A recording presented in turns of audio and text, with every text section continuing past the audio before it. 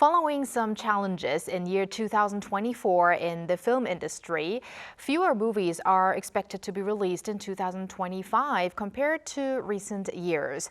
Now today, we'll have a preview of what we can really expect in the K-movie sector and look into ways to possibly boost the industry. And we will do that with our movie expert, Jae Soh, professor and filmmaker at Seoul Institute of the Arts. Welcome, Professor Soh. Hello, nice Professor. To be back. And Happy New New Year. Year. Happy New Right. Year. Well, we do hope that it's also going to be a happy year for the film industry. But amid the ongoing box office slump, I don't know if I should call it a slump, but some challenges last year, fewer Korean films are expected to be released this year compared to past years.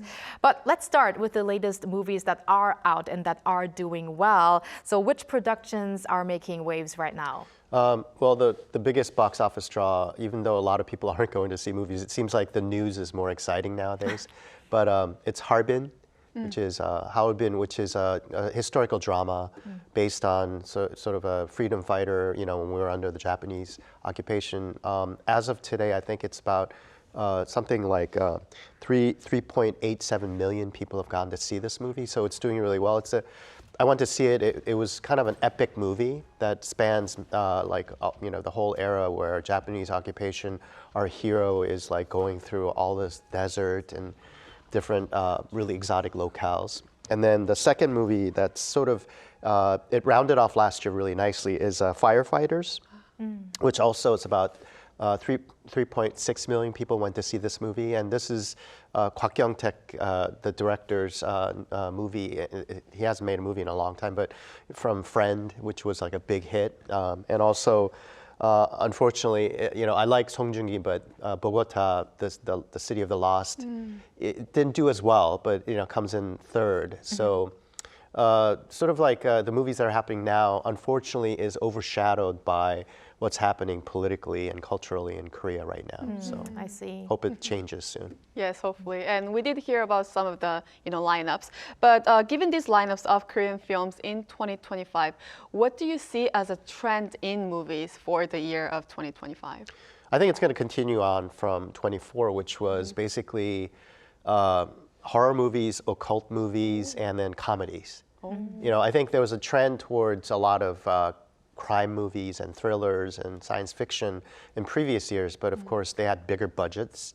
And what the more successful movies that happened in 24 is sort of the small scale of movies with mid-sized budgets. And so I think that trend's going to continue. So this year we have a huge lineup of movies coming out. So the biggest one is, I think, the two directors, Bong Joon-ho. He has a movie that he made with Warner Brothers called Mickey 17 that's coming out. Also, director Park Chan-wook's made another film. It's called No Other Choice. And this has Lee Byung-hun and Son Hye-jin, like the two big stars in Korea. So, you know, since Decision to Leave, this is like second film. And then we have a whole slew of occult movies that are coming out. So some are called, these are titles that I would say in English, it's Holy Night Demon Hunters. So that has from Roundup Ma Dong-seok in it. And so this is another one. And then also Dark Nuns, which has Song Hye-kyu. This is like there's a movie with Kang Do-won called Priest that came out. So it's an exorcism movie now with nuns. And then we also have an animation coming out, which is called Exorcism Chronicles: The Beginning. So a lot of occult stuff happening. But at the same time, we have the actor Ha Jung-woo is making his fourth film. It's called Upstairs Neighbors. And so that's a black comedy. And also we have a movie that's coming out that many of them are sort of comedies that sort of like, I think last year we rounded it up with Pilot and Handsome Guys, movies like this. So there's a whole slate of comedy movies about to come out as well. I hope there is going to be lots to laugh in this year. I think we need some humor. Yes, at least through the movies. Now, Professor, last year, Korean films gained a relatively large share at the box office compared to foreign movies. So do you think this trend is also going to continue? Yeah, it's an unusual thing. Usually Hollywood movies sort of either do, you know, like 50% of the box office. But last year they were kind of destroyed by the Korean film industry, because I think one of the things that people don't realize is because during the pandemic, many films went into production, and there was a rumor that there was like 80 to 90 films that were completed that hadn't found release. So that's why there was so many Korean films last year that came out. And so I think that's the thing. And I think, but this year, you know, there's a stiffer competition. So Hollywood has a bunch of Marvel movies that are coming out, the Fantastic Four, Thunderbolts, and also Avatar 3 is coming out, and the Tom Cruise Mission Impossible, I don't know what the number is, but you know, his movie's coming out. So we're gonna have stiffer competition, but I think what's gonna be interesting is the movies that are coming out, as I mentioned, in the slate of movies before, you know, all these, from CJ to Lotte to Showbox, the local sort of producers are making a lot of headway in terms of creating a lot of new content for 2025. All right. Looking out for that as well. And you briefly talked about the two films that we're going to dip into. Two of Korea's most renowned director, Bong Joon-ho and Park Chan-wook, are set to release Mickey 17 and also No Other Choice. And in fact, this Friday, actually, we hear Mickey 17 is set to premiere in Korea next month on February 28th. Why are these two films getting so much attention? I know they're, you know, two big names, but Yes. Is there any other reasons as well? Well, as you said, you know, Bong Joon-ho, this is his next film after Parasite, so it's been a while. He's already had this movie made last year, but I think Warner Brothers wanted to release it a little later. And so this is based on a science fiction novel called Mickey 7. They changed the title a little bit. And it's sort of about a clone, and it has big stars like Robert Pattinson, Stephen Yeun, Toni Collette.